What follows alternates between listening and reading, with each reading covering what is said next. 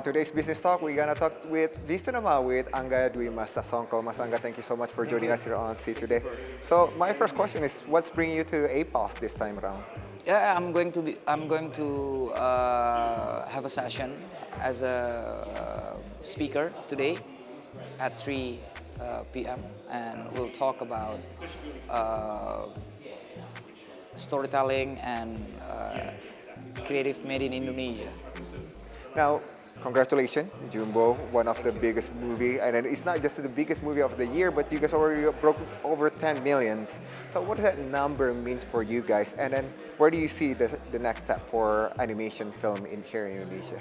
I think the numbers show to us, to everyone, to the industry, to the audience that Indonesian audience are ready. Indonesian audience wants more, needs more, and we're not just looking for. They're not just looking for what virals, but they want something more meaningful, relevance, that also something that can be proud of. So I think that's the testament of Jumbo, not only for us, but also for everyone in Indonesia. And I think it gives us more fuel to create better films, to create better animation, because we believe that our audience are ready, and the future of Indonesian films and animation will be thriving. So if we go back, well, let's talk about 3-4 years. The numbers, talking about 6 million, 10 millions, 9 millions, it become the numbers that Indonesian films are able to hit. This is something new. What's going on? Like what's happened, and then how do you guys reach those numbers? I think because of the infrastructure is also getting better. New screens keep growing, especially in the third-tier cities, second-tier cities, and there are a lot of new audience came to cinema for the first time.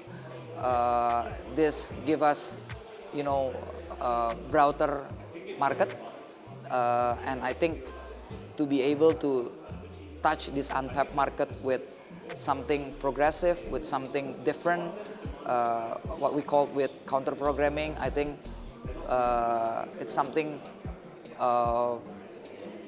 become great ingredients for Indonesian cinema.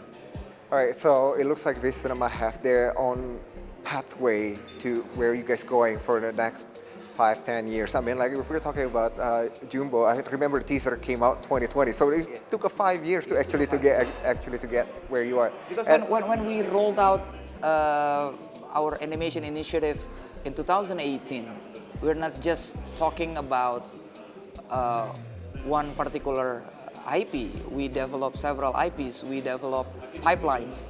So at this moment, we're not just only making Jumbo, but we also own Nusa, the biggest Muslim animation in Indonesia.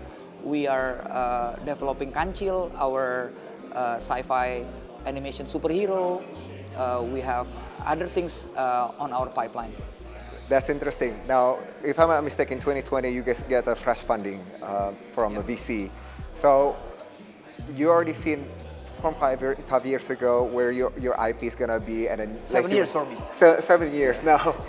I'm preparing from 2018, and then we secure our investment in late 2019. So you already have an idea from 2018 where it's gonna going.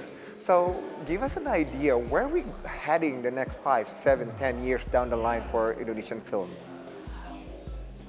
Look, at this moment, we have to see our industry at early stage, right?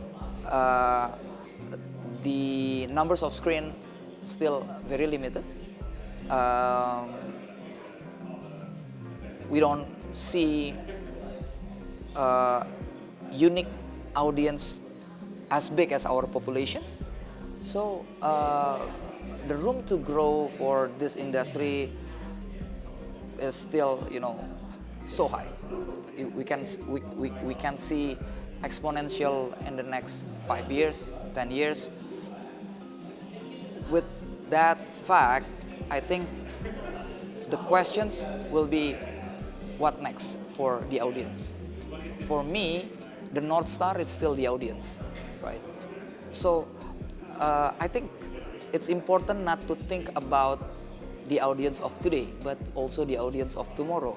How we nurture the audience to become our future audience that will go to cinema in the next 5 to 10 years when our exposure of cinema will be higher than today. Hopefully in the next 5 years there will be another 1,000 screen, and maybe in the next 10 years could be 6,000 screens. And when we have 6,000 screens, who's gonna go to the cinema at that time? So we have to think about that since today, right? We have to think about the Gen Alpha that today, as we know, Exposed to the short content, short yes. content. How we educate them, nurture them to have more appreciation to long form, to cinematic experience. So that's, I think, the responsibility. So how we develop IP in Visinema, it's not an experiment, but it's responsibility. So Danantara just announced that they're thinking to actually invest in K-pop related content. Now, what do you think? Should Danantara be actually involved in any Indonesia cinema world, or if they do, should they focus on productions, or should they go ahead and try to reach those numbers of screen more available to Indonesian everywhere? Interesting to hear about that when Danantara views about mentioning K-pop, because I think we are already late to invest in soft power. We are too much invest in extractive industry like mining, oil. But now it's time for us to see creative industry as the anchor of our soft power. And with mention about that, we talk about film, we talk about music. And when you talk about film, music, and books, for example, it's not only about the content but also the infrastructure.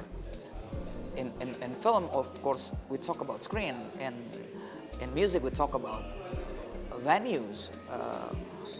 In books, we talk about stores, distribution, and also how we structure the IP and content to be more creator oriented. So in the future we can see that the craft can make the creator live, right? So I think this not a responsibility only from the inside of the industry, but also responsibility for the government itself to think about how to become a catalyst in the infrastructure. Interesting. Now, you guys already successfully created Jumbo, and then you also have the rights for Nusa, and then also you mentioned earlier Kancil, if I'm not mistaken. Yeah. Now, today everybody talk about the Gen AI. What's your take about Gen AI, and especially in the world of animation? I think artificial intelligence today is something we can say inevitable. We cannot deny it. We cannot run from it. But how we will be able to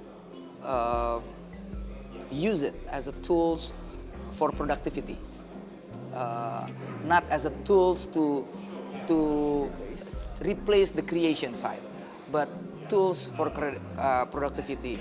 And I see that very potential in terms of how we can use AI to help us coding for our software in animation, for example, or analyze the script. So it's about us to adapt with new technology and making it as an additional value for our work, not to devalue human touch in the creation process. All right, well, Mas Angga, thank you so much Thank for you so spending your time with us here on C today. I look forward for more movies to come, Thank more you. IP. I know it's gonna come. All right, thank you so again. much. All right, that was our conversation with Visinema Mas Angga Sasongko on the next film of Indonesia. Stay connected with us. We're available on X, Instagram, and YouTube, and you can also find us on ctoday.com. Mas, thank you again.